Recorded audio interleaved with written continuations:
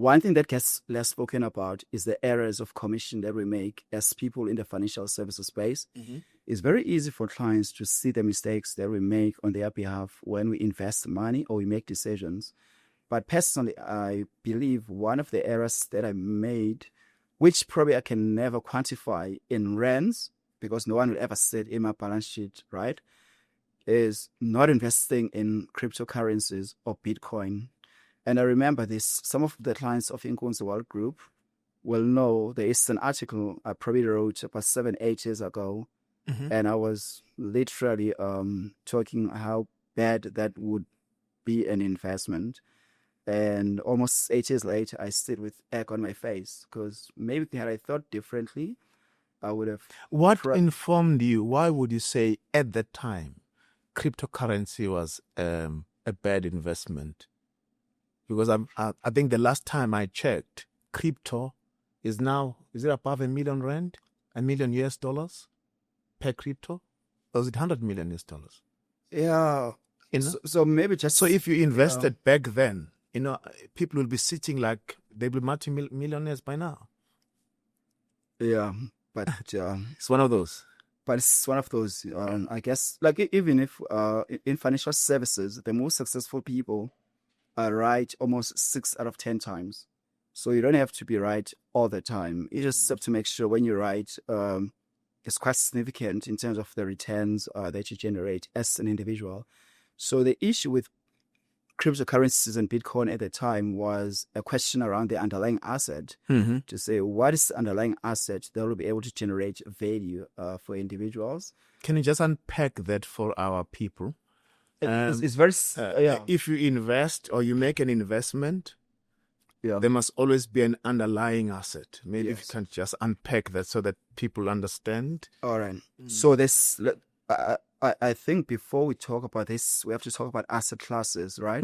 So when you invest, you have many assets that you can choose to invest in. So let's talk about what's readily available to an average investor. You can put your money into shares. You can put your money into bonds. That's JSE stock market. That's stock also market. the global stock market. Yeah. So you can put it offshore as well as onshore. So you can buy shares at ShopRite. You can buy shares at Woolies, right? You can invest in properties, right? So properties will be commercial property or even the malls as well. There's industrial properties now.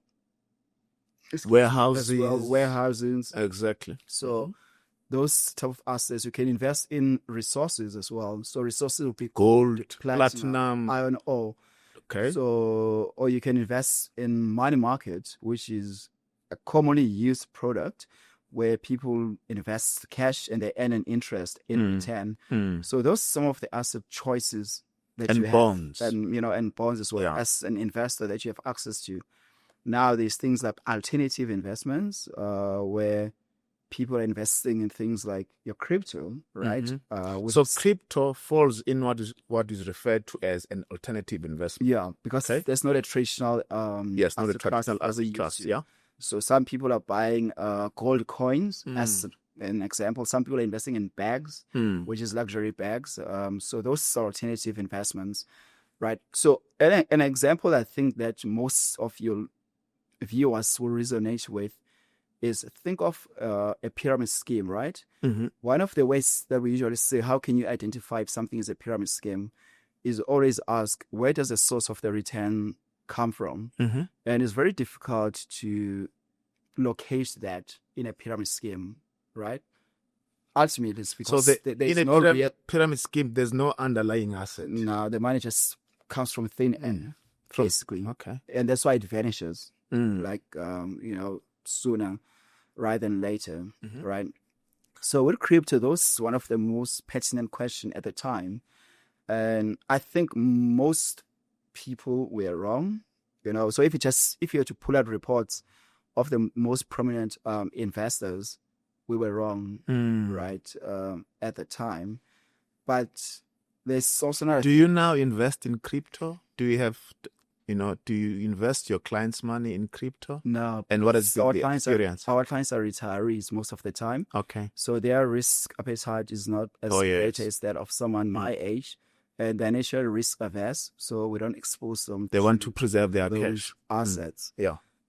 And as a business, we haven't ventured into investing on behalf of clients in that space. But if one were to ask me, is this something one can consider at this stage? If you have the risk appetite for it, I think you can consider. But obviously, go into it with an understanding that just like any other investment, what goes up may also go down as well.